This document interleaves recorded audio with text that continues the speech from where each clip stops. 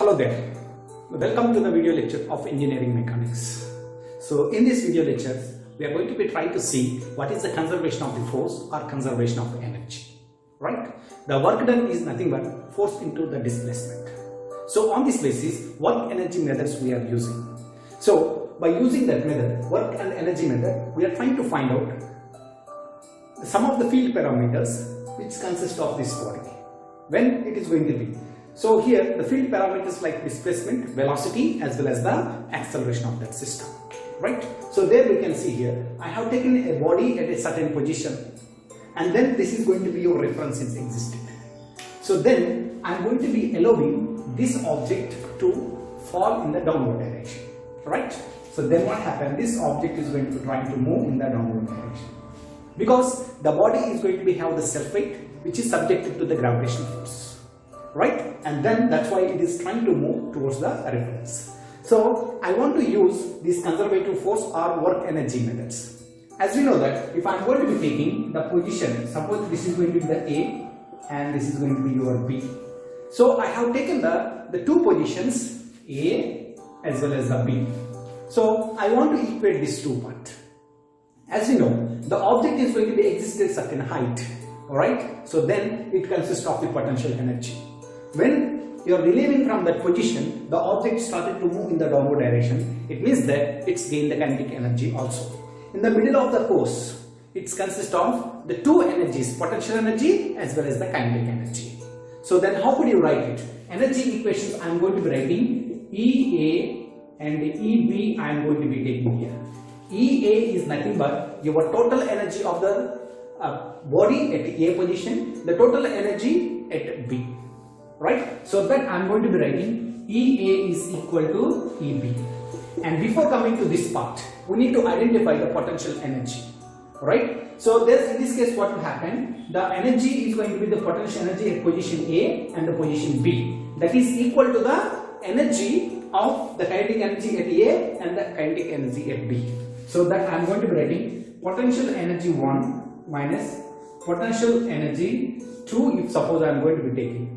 So that is equal to the kinetic energy at 1 plus, the minus the kinetic energy at 2. There we can see, and this are also going to be the potential energy that I am going to say del PE is equal to del KE. So potential energy is equal to the kinetic energy. So if I am going to be taking these parameters, so what I am going to be do?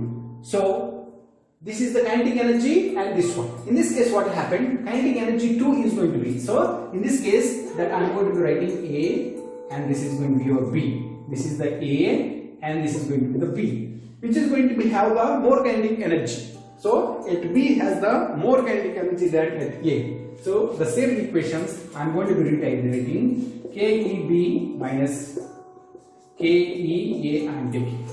Here we can see PA minus PAB.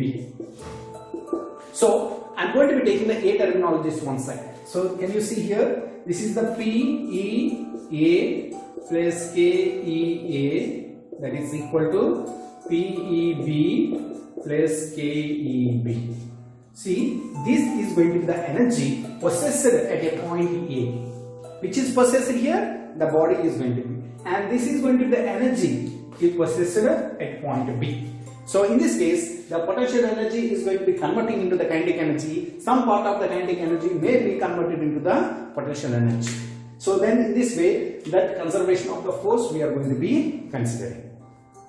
So I hope you are able to understand and how we are going to be taking. So this is going to be the part of the work energy method.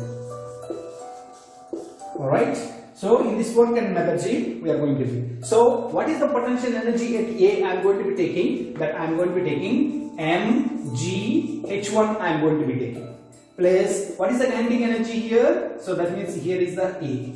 So this is going to be half mva square.